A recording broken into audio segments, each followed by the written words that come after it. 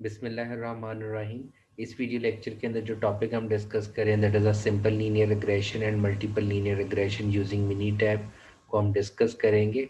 So first of all मैं simple linear regression के point of view से जो प्रॉब्लम डिस्कस कर रहा हूँ दैट इज़ बेसिकली हमारे पास हम the tensile strength of the paper produce is related to the amount of hardwood in a pulp. ठीक है जी। सो इसके अंदर बेसिकली क्या है कि हमारे पास जो डिपेंडेंट वेरिएबल है that is a tensile strength of a paper, और जो हमारे पास इंडिपेंडेंट वेरिएबल है that is basically the percentage of hardwood है। सो हमने क्या किया, 10 samples are produce in a pilot plant. ठीक है। सो दैट मीन कि हम जो पेपर की प्रोडक्शन कर रहे हैं तो उसमें जो डिपेंडेंट वेरिएबल है वो हमने स्ट्रेंथ को ले लिया हुआ है, और इंडिपेंडेंट वेरिएबल हमने हार्डवुड परसेंटेज को लिया हुआ है, और हम ये देखना चाह रहे हैं कि हार्डवुड परसेंटेज के इंक्रीज या डिक्रीज होने से हमारे पास स्ट्रेंथ के ऊपर क्या इफेक्ट आ रहा है। सो फॉर दैट मैंने क्या किया, सबसे पहले इस डाटा को जो है वो मिनी टैब के अंदर एंटर कर लिया है। सो हमारे पास जो फर्स्ट रो है वो बेसिकली वेरिएबल के नेम को इंडिकेट करिए, that is hardwood in percentages, strength that is the Y variable, और हमने उसके डाटा को एंटर कर लिया है। और हमारे पास जो है वो मिनी टैब के अंदर जो फर्स्ट टूल अवेलेबल है विच is basically the scatter diagram in order to check the relationship between these two variables. So how we can do that? We will go to graph scatter plot. So मैं simple पे click करूँ, press okay कर रहा हूँ। सो आपके पास क्या आ जाएगा जी, डिपेंडेंट वेरिएबल जो आपके पास वाई वेरिएबल है that is your dependent variable, और एक्स वेरिएबल आपके पास क्या independent variable which is hardwood आ जाएगा। सो अगर मैं प्रेस ओके करूँ तो मेरे पास जो स्कैटर प्लॉट बन के आ रहा है, as you can see that कि आपके वाई वेरिएबल के सॉरी एक्स वेरिएबल के इंक्रीज करने से वाई वेरिएबल भी इंक्रीज हो रहा है। So another sense we can say that कि हार्डवुड परसेंटेज के इंक्रीज करने से आपकी पेपर की स्ट्रेंथ भी इंक्रीज हो रही है। So they have the positive relationship, right. So इसी ग्राफ को हम जो है वो फर्दर बेहतरी तरीके से कर सकते हैं कि अगर मैं स्कैटर डायग्राम के साथ साथ जो रिग्रेशन लाइन को भी इसी ग्राफ के अंदर ड्रॉ करना चाहूँ, सो उसको हम ड्रॉ कैसे कर सकते हैं, if I go to graph scatter plot and then I can click on with regression. So with regression पे हम क्लिक करेंगे, अगेन वाई वेरिएबल में डिपेंडेंट वेरिएबल, एक्स में इंडिपेंडेंट वेरिएबल, और अगर मैं प्रेस ओके करूं so we can see that कि हमारे पास स्कैटर डायग्राम के साथ साथ वो लीनियर रिग्रेशन को भी शो कर रहा है। और यू कैन सी दैट कि आपके पास ये लीनियर रिग्रेशन क्या इंडिकेट कर रही है, that is a positive relationship because के एक्स के वेरिएबल के इंक्रीज होने से वाई भी इंक्रीज हो रहा है। सो इसी को हम मैथमेटिकली इंडिकेट कर सकते हैं जिसको हम एम्पिरिकल मॉडल कहते हैं विच is a simple linear regression model. So simple linear regression model को बनाने के लिए इसी डेटा सेट के ऊपर हम क्या करेंगे, we will go to start regression, again regression, fit regression model, then dependent variable हमारे पास क्या आ जाएगा जी, स्ट्रेंथ, इंडिपेंडेंट वेरिएबल क्या है हमारे पास, हार्डवुड। ठीक है जी। और बाकी फिलहाल ऑप्शंस हमारे लिए इतनी इंपॉर्टेंट नहीं है सिंपल रिग्रेशन में, बट ग्राफ वाली ऑप्शन जो है वो ज़्यादा इंपॉर्टेंट है। इसमें हम 4 in 1 को सिलेक्ट कर लेंगे। सो बेसिकली ये जो रेजिड्यूल प्लॉट है ये हमें क्या चीज़ चेक करने के लिए हेल्प आउट कर रहा होगा, एज वी नो दैट कि हमारे पास जो रिग्रेशन इक्वेशन होती है that is equal to Y is equal to beta naught plus beta one X one plus error. So error के अकॉर्डिंगली हमारे पास कुछ प्रॉपर्टीज हैं। वो प्रॉपर्टीज हमारे पास क्या है कि आपके पास जो एरर है वो नॉर्मली डिस्ट्रीब्यूटेड होना चाहिए, और एरर के अंदर जो है वो कोई किसी किस्म की जो है वो हेट्रोस्केडिसिटी जो है वो एग्जिस्ट नहीं करनी चाहिए। हेट्रोस्केडिसिटी का मतलब बेसिकली क्या है कि आपके पास डिफरेंट एक्स के अगेंस्ट जो वाई के अंदर जो वेरिएशन आ रही है वो चेंज होती रहती है, मीन उसके अंदर कोई ट्रेंड है। सो उसके अंदर होमोजेनिटी होनी चाहिए, मीन वेरिएंस जो है वो कांस्टेंट रहना चाहिए एट आपके पास डिफरेंट वैल्यूज के अगेंस्ट। ठीक है। सो इसको जब हम ग्राफ बनेगा तो वहां से भी हम इसको डिस्कस करते हैं। सो प्रेस ओके, और अगर मैं प्रेस ओके कर दूं सो अब हमारे पास जो आउटपुट में आ रहा है that is the regression equation हमारे पास आ रही है। और इस रिग्रेशन इक्वेशन के अंदर वो क्या इंडिकेट कर रहा है, this is a dependent variable, this is beta naught value, this is beta one value, and this is our you can say independent variable. So we can see that कि आपके पास जो regression coefficient it's a positive, so that mean hardwood concentration के increase करने से आपकी Y जो है वो स्ट्रेंथ जो है वो इंक्रीज करेगी। ठीक है जी। उसके बाद हम आ जाते हैं कि हमारे पास जो कोफिशिएंट्स वाला पोर्शन है सो ये हमारे पास बीटा नॉट की वैल्यू को इंडिकेट करा, this is beta one value plus. अब हमारे पास यहाँ पे क्या इंडिकेट हो रहा है कि उसने टी टेस्ट अप्लाई किया और हमें पी वैल्यूज दे दी हैं इन ऑर्डर टू चेक कि हमारे पास क्या ये जो बीटा नॉट है विच इज़ कांस्टेंट के अगेंस्ट है, बीटा नॉट की वैल्यू और जो बीटा वन है क्या ये सिग्निफिकेंटली अफेक्ट पैरामीटर्स हैं या नहीं। Mean in other sense we can say that कि आपके पास जो कांस्टेंट टर्म है, ठीक है, लाइक फॉर एग्जांपल अगर मैं इसको कहूँ कि नल एंड ऑल्टरनेटिव हाइपोथेसिस के पॉइंट ऑफ व्यू से बीटा नॉट के पॉइंट ऑफ व्यू से that is a intercept, so H naught क्या होगा, beta naught is equal to zero. और ऑल्टरनेटिव क्या है, beta naught is not equal to zero. So इसका मतलब बेसिकली ये है कि हम ये कह रहे हैं कि H naught beta naught is equal true का मतलब है कि ये जो स्लोप इंटरसेप्ट आपके पास आई है, इंटरसेप्ट फॉर्म जिसको हम कह रहे हैं that is a regression coefficient, ये सिग्निफिकेंट इसकी वैल्यू नहीं है। ठीक है, mean that is equal to zero. अगर आपके पास एच नॉट एक्सेप्ट हो जाता है so we can say that कि ये सिग्निफिकेंट फैक्टर नहीं है बल्कि ये नियर टू जीरो है। जबकि ऑल्टरनेटिव में हमारे पास क्या आ जाता है कि जो that is basically at beta one के पॉइंट ऑफ व्यू से that is again the slope and slope form, और you can say the regression coefficient, so that is beta one would be equal to zero H naught, और alternative के beta one is not equal to zero. ठीक है जी। सो इन दोनों form के अंदर अगर हम देखें हमारी जो पी वैल्यू आ रही है वो लेस देन 0.05% आ रही है। सो डिसीजन मेकिंग क्राइटेरिया के अगर आपके पास जो पी वैल्यू है, so this P value is greater than और इक्वल टू अल्फा है, so we will say accept H naught. Okay, so we will say accept H naught. और अगर पी वैल्यू जो है वो लेस देन अल्फा है then we will say reject H naught. So this is reject H naught, because हमारे पास दोनों cases के अंदर बीटा नॉट और बीटा वन के अगेंस्ट जो एच नॉट की जो पी की वैल्यूज हैं वो लेस देन अल्फा है। अल्फा लेट से हम 5% ले लेते हैं, सो इवन 1% के अगेंस्ट पी ये कम है। सो लेट से अगर अल्फा 5% है और पी वैल्यू दोनों की दोनों जो है वो लेस देन अल्फा है, वो will say reject H naught. So reject H naught का क्या मतलब है, let's take the example of beta one.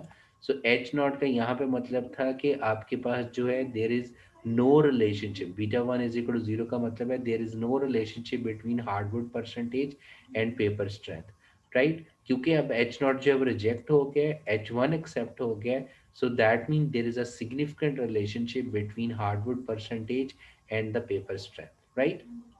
उसके बाद जो हमारे पास इंपॉर्टेंट इंफॉर्मेशन रिपोर्ट के अंदर आ रही है that is basically R square and adjusted R square. So R square और एडजस्टेड आर स्केयर की इंटरप्रिटेशन सेम है। So basically R square indicate क्या कर रहा होता है, लाइक फॉर एग्जांपल जैसे आंसर क्या है 97%। ओके, सो 97% का मतलब ये है कि हार्ड जो इंडिपेंडेंट वेरिएबल है विच इज हार्डवुड परसेंटेज। सो जो आपके डिपेंडेंट वेरिएबल में, सो इंडिपेंडेंट वेरिएबल जो हार्डवुड परसेंटेज है वो 97% of the variation can explain by the hardwood percentage in the dependent variable. और यू कैन से दैट कि 97% वेरिएशन जो है वो हार्डवुड जो है वो एक्सप्लेन कर पा रहे हैं इन अ वाई वेरिएबल, बट जो 3% बाकी वेरिएशन है वी डोंट नो कि किस वजह से आ रही है, राइट। सो दैट मीन आपका जो आर स्क्वायर का आंसर है वो हमेशा 0 से 1 के दरमियान ही लाई कर रहा होगा, और अगर हम परसेंटेज में करें तो 0 से 100% के दरमियान लाई कर रहा होगा। सो जितना आपका आर स्क्वायर बड़ा होता चला जाएगा इट मीन आपका मॉडल उतना बेटर फिट है, बिकॉज यहाँ पे 97% आ रहा है, सो दैट इज इंडिकेटिंग कि ये मॉडल जो है आपके डिपेंडेंट वेरिएबल के अंदर 97% वेरिएशन को एक्सप्लेन कर पा रहा है। So in addition to the T test जहाँ से हमने चेक किया था कि बीटा नॉट और बीटा वन का, इसके अलावा हम बीटा वन को टेस्ट कर सकते हैं through ANOVA. Okay, so through ANOVA हम किस तरीके से टेस्ट कर सकते हैं, सेम इज़ द केस यहाँ पे ये जो हार्डवुड के अगेंस्ट अगर हम देखें पी नॉट जो पी की जो वैल्यू है वो लेस देन आपके पास आ रही है, सो दैट मीन यहाँ पे भी हम किस चीज़ को टेस्ट कर रहे हैं कि H naught beta one that is a regression coefficient is equal to zero, और ऑल्टरनेटिव क्या है beta one is not equal to zero, इसी चीज को हम यहाँ पे टेस्ट कर रहे हैं। ठीक है, सो यहाँ पे भी आपके पास क्योंकि पी वैल्यू जो है वो लेस देन 5% है, so we will say reject H naught, that mean accept H one. So accept H one का मतलब क्या है कि हार्डवुड जो है वो सिग्निफिकेंटली इफेक्ट कर रही है आपके डिपेंडेंट वेरिएबल के ऊपर। ठीक है जी। ओके, सो मिनी टैब के अंदर फर्दर हमारे पास जो आउटपुट आ रही है that is a Pareto chart. So this Pareto chart is also indicating whether the particular factor is affecting the dependent variable और नॉट। सो इस वक्त जो इंडिपेंडेंट फैक्टर है that is a hardwood. Okay, और ये जो 2.3 ये जो डॉटेड लाइन आ रही है यू कैन से this is the benchmark value. अगर आपका जो पर्टिकुलर फैक्टर है वो इस बेंचमार्क लाइन को क्रॉस कर रहा है so that mean that is a significant factor, और जो फैक्टर आपको इसको क्रॉस नहीं कर रहा होगा इस बेंचमार्क लाइन को, देन हम कहेंगे वो सिग्निफिकेंट नहीं है। So this Pareto chart is also indicating that the hardwood percentage जो है वो एक सिग्निफिकेंट फैक्टर है जो कि आपकी पेपर की स्ट्रेंथ को जो है वो सिग्निफिकेंटली इफेक्ट कर रहा होता है, और we have seen the earlier कि वो पॉजिटिवली इफेक्ट कर रहा है। So that mean positive effect का क्या मतलब है कि हार्डवुड परसेंटेज के इंक्रीज करने से पेपर स्ट्रेंथ भी इंक्रीज हो रही है। और एट द एंड हमें जो है वो जैसे हमने कहा था कि एरर की प्रॉपर्टीज हैं कि आपका जो एरर है वो नॉर्मली डिस्ट्रीब्यूटेड होना चाहिए। So we can see that from the normal probability plot. So ये जो मैरून कलर की लाइन है जो कि स्ट्रेट लाइन है जो कि नॉर्मल प्रोबेबिलिटी प्लॉट को इंडिकेट कर रहा होता है, और ये जो ब्लू डॉट्स हैं अगर ये इस लाइन के ऊपर है तो दैट इज इंडिकेटिंग कि डाटा नॉर्मली डिस्ट्रीब्यूटेड है। So right now this is indicating that data is normally distributed.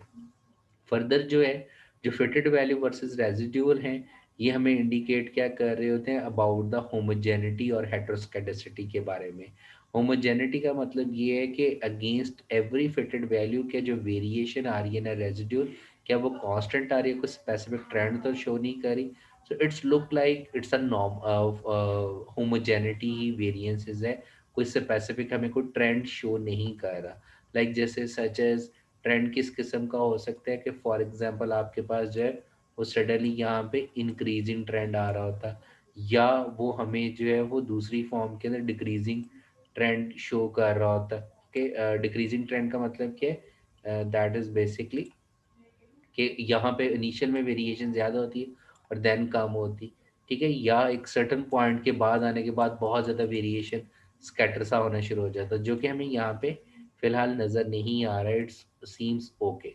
सो अब हमारी जम्पशंस भी फुलफिल हो रही हैं और हमारा जो है वो मॉडल भी फिट होके आ गया with respect to the hardwood concentration and the hardwood percentage और वाई वेरिएबल के दरमियान। Okay, so I hope you clear about कि आपके पास जो है वो जो सिंपल लीनियर रिग्रेशन है वो सबको क्लियर हो गया। ओके, अब हम आ जाते हैं in order to solve the multiple linear regression model. Okay, so multiple linear regression model हमारे पास क्या होता है कि जिसके अंदर हमारे पास एक डिपेंडेंट वेरिएबल होता है विच इज़ अ क्वांटिटेटिव, और हमारे पास इंडिपेंडेंट वेरिएबल्स मल्टीपल होते हैं, मीन एक से ज़्यादा इंडिपेंडेंट वेरिएबल्स होते हैं। जो प्रॉब्लम मैं लेके चल रहा हूँ that is from the textbook that is 10.7। ठीक है जी। सो इसमें जो हमारा डिपेंडेंट वेरिएबल है that is basically brake horse power है, और इंडिपेंडेंट वेरिएबल क्या है that is RPM. Okay, which is basically the speed को इंडिकेट कर रहा है। हमारे पास रोड ऑक्टेन नंबर है that is another independent variable, and then compression हमारे पास एक इंडिपेंडेंट वेरिएबल आ रहा है।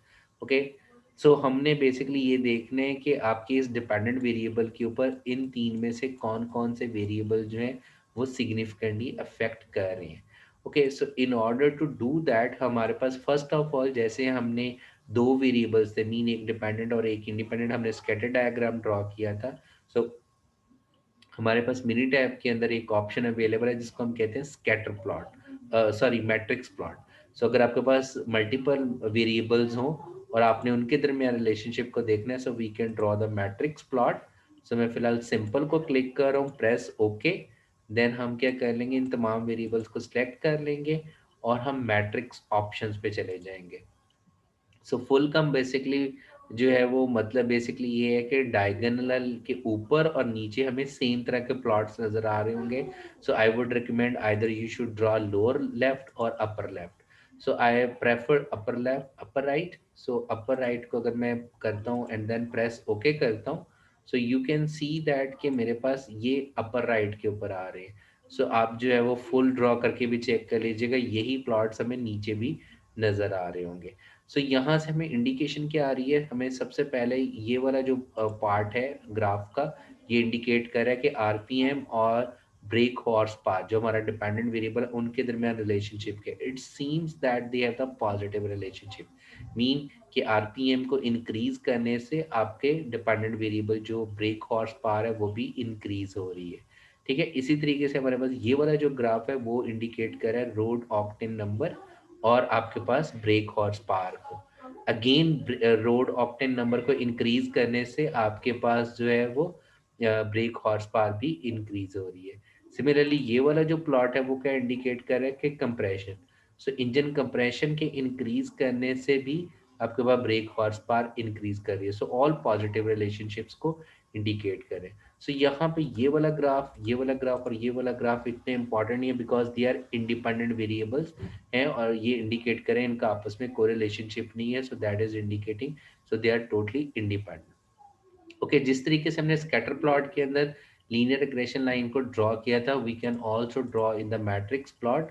सो वो हम कैसे कर सकते हैं, अगर मैं प्रेस ओके करूं और हमारे पास ऑप्शन है जी that is in data view regression. So यहाँ पे मैं लीनियर पे क्लिक करके press okay and again press okay करूं, so we can see that कि उसने रिग्रेशन लाइंस भी ड्रॉ कर दी। So from the regression line we can also see that there is no slope over here, जो कि इतनी ज़्यादा हमें सिग्निफिकेंट स्लोप्स नज़र नहीं आ रही। बाय द वे हम ये रिग्रेशन लाइंस जो है वो मैथमेटिकली जब हम कैलकुलेट करेंगे वहाँ से भी हमें आइडिया हो जाएगा। सो फिलहाल जो हम इंटरेस्टेड थे दैट इज़ कि क्या आरपीएन आपके हॉर्स पावर को अफेक्ट कर रहा है। सो इट सीम्स कि वो अफेक्ट कर रहा है कि इसके इंक्रीज होने से ये भी इंक्रीज हो रहा है। इसी तरीके से रोड ऑक्टेन नंबर के इंक्रीज करने से भी आपका डिपेंडेंट वेरिएबल इंक्रीज हो रहा है। कंप्रेशन के इंक्रीज करने से भी ब्रेक हॉर्स पावर के ऊपर पॉजिटिव इफेक्ट आ रहा है। सो अब हम क्या करते हैं, इसको रिग्रेशन लाइन को फिट करने की कोशिश करते हैं। सो रिग्रेशन लाइन को हमें फिट करने के लिए हम क्या करें जी, start regression again regression fit regression के ऊपर हम आएंगे। ओके, इसमें अब हमने करना है कि हमने अपने डिपेंडेंट वेरिएबल जो है that is a response which is the brake horse power आ जाएगा, और हमारे जो इंडिपेंडेंट वेरिएबल है क्योंकि सारे के सारे कॉन्टिन्यूस है इसलिए हम इसको कॉन्टिन्यूस प्रोडक्टर के अंदर जो है वो सेंड कर देंगे। ओके, देन उसके बाद हम जब मॉडल के ऊपर आ जाएं, सो राइट नाउ वो मुझे जो terms in the model indicate कर रहा है वो सिंगल के फैक्टर के पॉइंट ऑफ व्यू से इंडिकेट कर रहा है।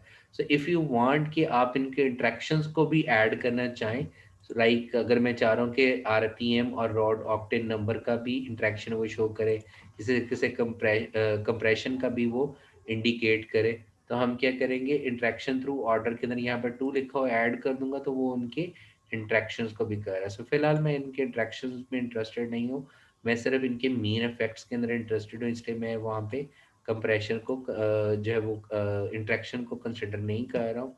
तो सिंपल प्रेस ओके अगर मैं कर दूँ, एंड देन हमारे लिए जो इम्पोर्टेंट है which is a stepwise. Okay, stepwise में इस वक्त मेथड है none, but I am using a stepwise method.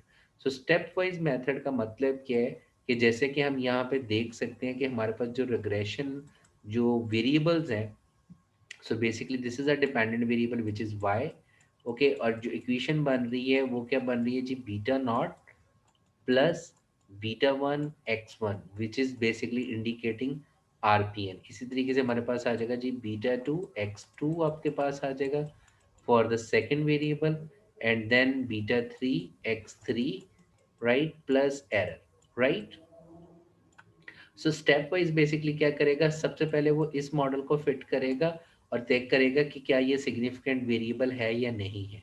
ठीक है, once it's a significant then वो फिर इनको चेक करेगा और देखेगा कि क्या मॉडल के अंदर इस वाले फैक्टर को मीन इस वाले वेरिएबल को इनकॉर्पोरेट करना है या नहीं करना। सो अब उसका तरीक़ेकार क्या है, उसके लिए हमारे पास मेथड अवेलेबल है कि on the basis of what हम जो है वो नेक्स्ट वेरिएबल को मॉडल के अंदर इनकॉर्पोरेट करें और किस बेसिस के ऊपर हम उसको मॉडल से रिजेक्ट कर दें। तो उसके लिए हमारे पास क्या है, that is basically alpha to enter. So हम ये कह रहे हैं 0.05 कि अगर आपके पास उस वेरिएबल के जो coefficient I mean beta one beta two की वैल्यूज जो हैं वो अगर उनकी पी वैल्यू जो है वो अल्फा से छोटी आती है तो आप उसको मॉडल के अंदर एंटर कर दो। सो पी की वैल्यू अल्फा से छोटी आने का मतलब क्या है कि वो सिग्निफिकेंटली आपके डिपेंडेंट वेरिएबल को अफेक्ट कर रहा है। इसी तरीके से रिमूव का क्या मतलब है कि अगर उसकी पी वैल्यू 10% से बड़ी आती है तो देन उसको मॉडल से रिमूव कर दे। ठीक है जी। उसके बाद अब हम आ जाते हैं यहाँ पे बॉटम में जो ऑप्शन आ रही है, include details for each step. इसका मतलब ये है कि वो वन बाय वन हमें स्टेप्स करके भी दिखाए, मीन कब उसने ऐड किया, कब उसने रिमूव किया, एवरी मॉडल वो हमें शो करे। सो मैं क्या करूँगा जी, press okay, and then graph में अगेन मैं 4 in 1 के अंदर इंटरेस्टेड हूँ। ठीक है जी, so that is 4 in 1, press okay, and then again मैं यहाँ पे प्रेस ओके कर रहा हूँ। So as you can see that कि स्टेप नंबर 1 के अंदर उसने क्या किया है कि सिर्फ और सिर्फ जो डिपेंडेंट वेरिएबल आपके पास था which is break horse power, और उसने जो लिया है वेरिएबल इन स्टेप 1 के पॉइंट ऑफ व्यू से, दैट इज बेसिकली उसने कंप्रेशन को लिया है। सो बीटा नॉट और बीटा वन की वैल्यू ये आ रही थी, और you can see that R स्क्र हमारे पास ये था। अब उसने सेकंड स्टेप के अंदर बेसिकली जो है वो रोड ऑक्टेन को भी बीच में ले आया है, स्टेप नंबर 3 में वो आरपीएन को भी ले आया है। और वी कैन सी दैट कि जैसे जैसे वो नए वेरिएबल्स को ऐड कर रहा है जो कि सिग्निफिकेंटली आपके डिपेंडेंट वेरिएबल्स को अफेक्ट कर रहे हैं, तो आपका आर स्क्र भी इंक्रीज कर रहा है। ठीक है, और हमने अल्फा की बेसिस के ऊपर जो है वो उनके बता दिया कि किस बेसिस पे हम एंटर कर रहे हैं, किस बेसिस पे हम रिमूव करें, and this is our regression equation model. और अब वो हमें ये भी बता रहा है कि आरपीएन, रोड ऑक्टेन नंबर और कंप्रेशन, इन तमाम के इंक्रीज करने से आपके जो ब्रेक हॉर्स पावर जो डिपेंडेंट वेरिएबल है उसके ऊपर पॉजिटिव अफेक्ट आ रहा है। ठीक है जी, और ये हमारे पास रिग्रेशन इक्वेशन यहाँ से भी हमें पता चल रही है, this is beta not, beta one, beta two, beta three. और हमारी क्योंकि तमाम की तमाम पी वैल्यूज जो है वो लेस देन 5% है, so we can say that reject H naught. Reject H naught का क्या मतलब है कि आरपीएन, रोड ऑक्टेन नंबर और compression are significantly affecting the brake horse power. ठीक है, जब हम मल्टीपल रिग्रेशन कर रहे होते हैं, so V I F is also very important, जिसका फॉर्मूला क्या होता है, that is basically 1/1 minus R square. Okay, this is basically the V I F value formula, जिसको हम कहते हैं वेरिएंस इन्फ्लेशन फैक्टर। ओके, अब वेरिएंस इन्फ्लेशन फैक्टर जो है ये हमारे पास बेसिकली किस चीज़ को इंडिकेट कर रहा होता है, दैट इज इंडिकेटिंग द मल्टीकुलरिटी को इंडिकेट कर रहा होता है। ओके, अब मल्टीकुलरिटी का हमें कहाँ क्या पता चल रहा होता है, क्योंकि अगर आपके मॉडल के अंदर मल्टीकुलरिटी एग्जिस्ट कर रही होगी, सो दैट मीन आपका मॉडल जो है वो हम उसके ऊपर रिलाई नहीं कर सकते। ठीक है, आपको उस मल्टीकुलरिटी प्रॉब्लम को रिजॉल्व करना है, मीन आपके जो इंडिपेंडेंट वेरिएबल्स हैं उनके दरमियान सिग्निफिकेंटली रिलेशनशिप एग्जिस्ट कर रहा है, यानी कि वो एक दूसरे के ऊपर डिपेंडेंट है, वो इंडिपेंडेंट वेरिएबल्स नहीं है। तो हमने करना क्या है कि हमने उस मल्टीकुलरिटी को देखने के लिए वीआईएफ को देखना है। अगर वीआईएफ आपके पास लेस देन 10 है, ओके, सो देन हम कहेंगे कि that is acceptable, which mean कि हम कहेंगे कि इन वेरिएबल्स के दरमियान मल्टीकुलरिटी एग्जिस्ट नहीं करती। बट जिस वेरिएबल के अगेंस्ट आपकी वीआईएफ की वैल्यू जो है वो 10 से ज़्यादा हो, so that variable is not acceptable in the model. So right now आपके पास तमाम वेरिएबल्स की जो वीआईएफ वैल्यू है वो लेस देन 10 है, so that is acceptable. So there is another range जो कि different researchers provide करते हैं कि अगर आपकी VAF वैल्यू 1 है तो then तो फिर बहुत ही अच्छा है। कुछ लोग कहते हैं कि अगर 1 से 5 के दरमियान it's a moderately good, right, but then most of the researchers says कि अगर ये लेस देन 10 है तो it's acceptable, but greater than 10 है तो आपने उस वेरिएबल को मॉडल के अंदर इनकॉर्पोरेट नहीं करना, क्योंकि वो मल्टीकुलरिटी की एग्जिस्टेंस को इंडिकेट कर रहा होता है, which is the problem with the multiple regression, क्योंकि वो आपके मॉडल को अच्छे तरीके से रिप्रेजेंट नहीं करेगा अगर मल्टीकुलरिटी आपके मॉडल के अंदर एग्जिस्ट कर रही होगी। सो बाय द वे यहाँ पे राइट नाउ हमें मल्टीकुलरिटी एग्जिस्ट नहीं हो रही, क्योंकि तमाम की तमाम VAF की वैल्यू जो है वो लेस देन 10 है। So now we can see that the R square, again R square के 81% almost. So that mean all three variables can explain 81% in the variation in the y. Remaining 19% we don't know. Okay. Same is the case ANOVA table भी हमें ये indicate करेगा ये तमाम के तमाम significant factors हैं। ओके, और हमें पारेटो चार्ट भी यही इंडिकेट कर रहा है। सो पारेटो चार्ट इवन हमें ये भी इंडिकेट कर रहा होता है कि कौन सा फैक्टर जो है वो ज़्यादा अफेक्ट कर रहा है compare to other factors, like B is more significant compared to C. Similarly, C is more significant compared to A. By the way, all three factors are having significant effect on the dependent variable. Plus यहाँ पे हमें normality भी okay है और जो error के अंदर जो वेरिएंस है मीन होमोजेनिटी भी एरर वेरिएंस के अंदर एग्जिस्ट कर रही है, so that is also good. Okay, अब यहाँ पे हम क्या करते हैं कि हमने अपने मॉडल के अंदर जो है वो इंट्रैक्शन को इनकॉर्पोरेट नहीं किया था। अब मैं क्या करता हूँ, मैं इस मॉडल के अंदर इंट्रैक्शन को भी अगर मैं इनकॉर्पोरेट करूँ, सो इंट्रैक्शन का क्या मतलब है, मॉडल में मैं जा रहा हूँ, सो मैं इन तीनों को क्लिक कर रहा हूँ, सो टू है ऐड कर दिया, सो दैट मीन अब मैंने यहाँ पे 2 by 2 का इंट्रैक्शन को भी इनकॉर्पोरेट कर दिया। क्योंकि 3 वेरिएबल्स है तो यहाँ पे 3 भी आ रहा है, सो मैं 3 का इंट्रैक्शन भी ऐड कर रहा हूँ। सो अगर मैं इन तमाम इंट्रैक्शन को ऐड करके ओके करूँ, अगेन बाकी स्टेप वाइज हमने ऑलरेडी किया हुआ है, बाकी मैं एज इट इज़ रहने दे रहा हूँ क्योंकि स्टेप वाइज मेथड सिलेक्टेड है, एंटरिंग का मेथड सिलेक्टेड है, रिमूविंग का सिलेक्टेड है। और अगर मैं प्रेस ओके करूँ, सो अब वो हमें जो है वो उसने जो मॉडल बना के दिया, step 1 step 2 step 3, so step 5 is a final model. और उसके अंदर उसने किस किस को कहा कि सिग्निफिकेंट है, rock road octane number multiply by compression, so इनका इंटरेक्शन भी वो कह रहा है सिग्निफिकेंटली इफेक्ट कर रहा है, और RPN multiply by road octane number ये भी सिग्निफिकेंटली इफेक्ट कर रहा है, और हमारा मैथ मॉडल जो है वो हमें ये मिल रहा है। But if you can see that the VIF, so variance inflation factor आपको बहुत ज़्यादा है तमाम के अकॉर्डिंगली, सो विच मीन अगर ऐसी सिचुएशन आ जाए, so always prefer to remove the higher order interactions. So जो हायर ऑर्डर इंट्रैक्शंस हैं उनको आप अपने मॉडल से रिमूव कर दें। जैसे यहाँ पे मैं जो ये दो इंट्रैक्शंस थे, अगर मैं इनको रिमूव करूँ तो मेरा वेरिएंस इन्फ्लेशन फैक्टर कम हो जाएगा, ऑल दो मेरा आर स्केयर बहुत ज़्यादा हाई हो गया है। ओके, लेट्स से कि हम इस मॉडल को जी दोबारा से देखते हैं, और मैं मॉडल के अंदर जाता हूँ। मैंने सबसे पहले 3 वाले को रिमूव कर दिया, ठीक है, और मैंने जो है वो 2 वाले को भी जो है वो लेट से ये दोनों सिग्निफिकेंट थे, लेट से इनमें से एक को मैं रिमूव करके चेक करता हूँ फिर क्या इफेक्ट आता है।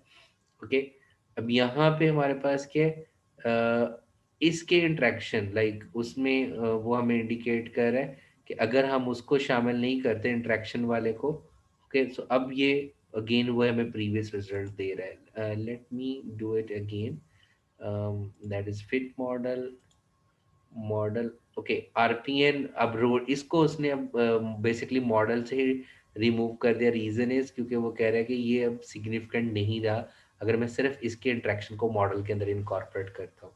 लेट से मैं आरपीएन और कंप्रेशन को भी ऐड कर देता हूँ, ठीक है, और मॉडल के अंदर प्रेस होके अगेन प्रेस होके करता हूँ, तो अगेन स्टिल इट्स ओके, और again you can see that from the model हमें वो इंट्रैक्शंस दोनों नज़र नहीं आ रहे बिकॉज वो सिग्निफिकेंट नहीं है, ठीक है। So that is this step number 3 is the final our regression model where beta 0 beta 1 beta 2 and beta 3 आ रहे हैं, और आर स्केल की ये वैल्यूज आ रही हैं, and all the results are the same.